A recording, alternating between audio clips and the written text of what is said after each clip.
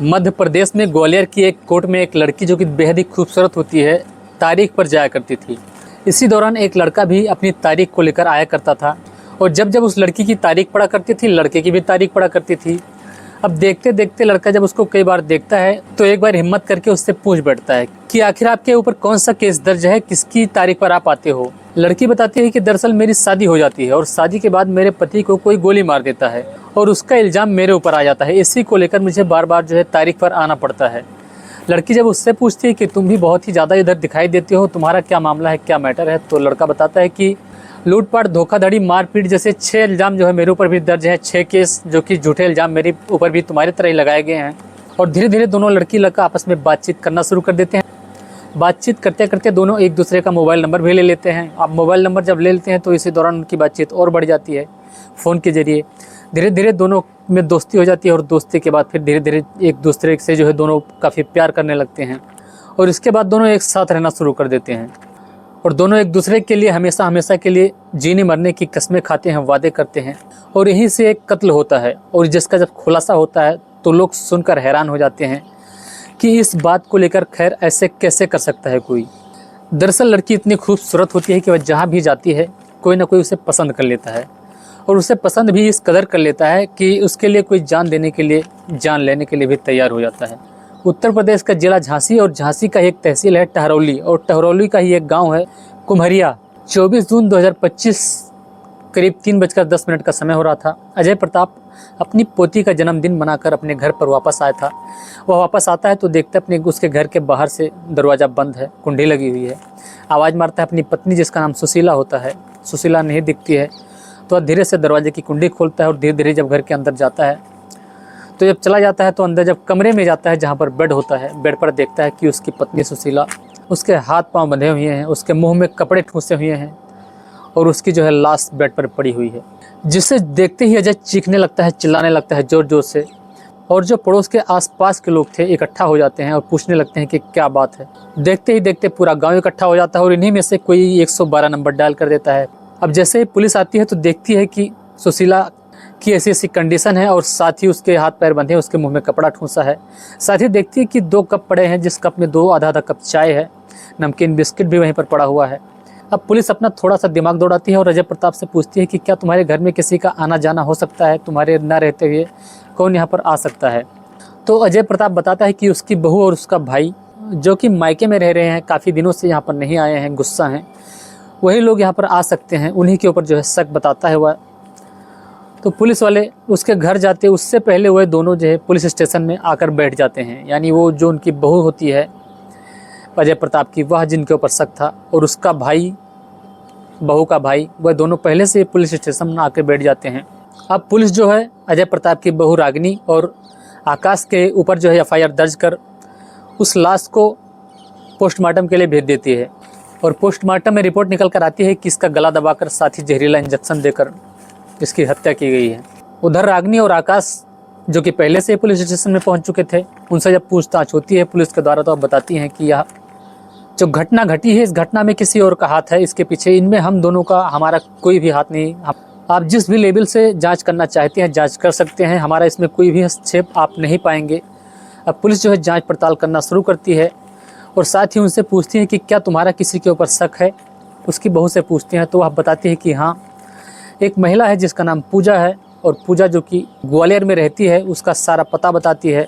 साथ ही पुलिस उसकी बहू से यह भी पूछती है कि तुम इतने दिन से मायके क्यों रह रही हो, इसका क्या कारण है। तो रागिनी बताती है कि हमारे घर में एक पूजा नाम की लड़की रहती है जिसको लेकर उसके पति उस पर कुछ ज़्यादा ही मोहित रहते हैं और इसी बात को लेकर हमारे पति के साथ लड़ाई झगड़ा चलता रहता है और इसी बात को लेकर मैं अब मायके में रहने लग गई हूँ।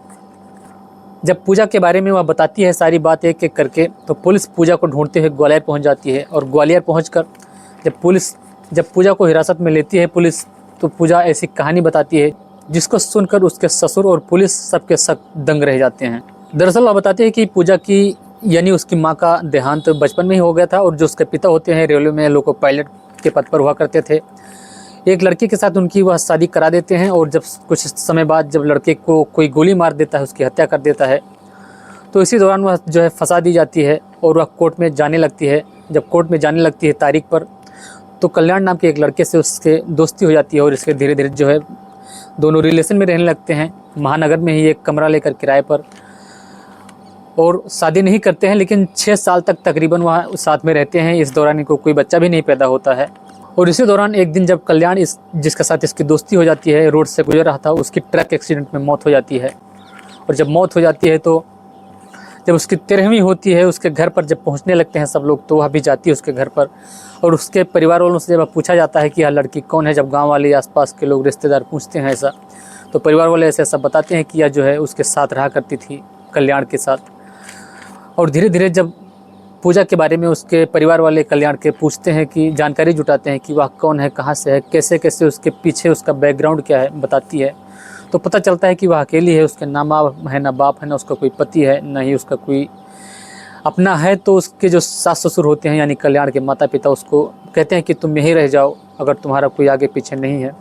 वह वहीं पर रहने लग जाती है। धीरे धीरे रहते रहते जो उसका बड़ा बेटा होता है अजय प्रताप का, यानी रागिनी का पति, यानी कल्याण का बड़ा भाई, उसका पूजा के ऊपर दिल आ जाता है। साथ ही उसके ससुर अजय प्रताप का भी दिल आ जाता है उसके ऊपर। बड़ा बेटा जिसका नाम संतोष होता है, संतोष अपनी पत्नी से दूरी बनाने लगता है। जो कोई भी इच्छा होती है उसकी, वह नहीं पूरी कर पाता है। और साथ ही जो पूजा होती है, पूजा के ज़्यादा ही ख्याल रखने लगता है। इसी दौरान दोनों में लड़ाई झगड़ा चलता रहता है।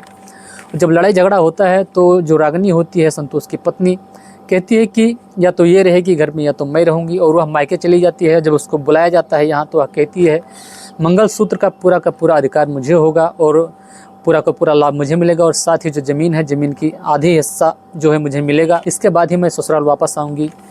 और जब यह बात तो पूजा सुनती है, तो पूजा कहती है कि आप मुझे आधी ज़मीन मुझे दे दीजिए जो कल्याण के हिस्से का है, और मैं यह लेकर जो है अपने ग्वालियर चली जाऊँगी, वहाँ रहकर अपना गुजर बसर कर लूँगी किसी तरह से।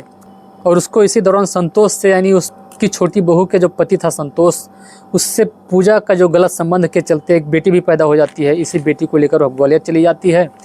और जो ज़मीन का मामला था, ज़मीन उसकी जो सास होती है, सुशीला नाम होता है जिसका, उन दोनों की जो सास होती है, पूजा को देने से इनकार करने लगती है और रोड़ा बन जाती है बीच में। तो इसी दौरान जब पूजा देखती है कि उसकी सास रोड़ा बन रही है, एक दिन पूजा अपनी बेटी का जन्मदिन मनाने के लिए अपने जेठ और ससुर को अपने वहाँ ग्वालियर में बुला लेती है। यहाँ जो सास होती है अकेली रह जाती है। पीछे जो रागिनी थी अपने मायके रहा करती थी। और इसी का फ़ायदा उठाते हुए पूजा अपनी बहन के साथ एक प्लान तैयार करती है। और इस प्लान के तहत वो अपनी बहन कामनी और उसके दोस्त यानी बॉयफ्रेंड को भेजती है उसकी सास की हत्या करने के लिए। यहाँ पर ये लोग पहुँचते हैं तो जो कि सास होती है किसी काम से खेत में गई हुई थी, वहाँ से उसको बुलाया जाता है। सास जैसे चाय वगैरह बना के, बिस्किट वगैरह खिलाने के लिए उनके आगे रखती है। आधा कप चाय पिया था, मौका पाते ही उसके ऊपर तुरंत ही कपड़ा ठूस देते हैं, मुंह में पकड़कर बेड पर रस्सी से बांध देते हैं, जहरीला इंजेक्शन लगा देते हैं और गला घोटकर उसकी हत्या करके वहाँ से फरार हो जाते हैं। और सोचते हैं जो है हमें कोई पकड़ नहीं पाएगा। लेकिन जब मामला धीरे धीरे खुलता है तो आखिरकार दोनों के दोनों पकड़े जाते हैं। साथ ही जो पूजा होती है, पूजा भी गिरफ्तार होती है। तो दोस्तों, इस घटनाक्रम को लेकर आप क्या कहना चाहेंगे, अपना जो है कमेंट जरूर बताइएगा। मैं भोलेनाथ फिर मिलता है एक और नई और सच्ची घटना के साथ। तब तक के लिए जय हिंद, जय भारत।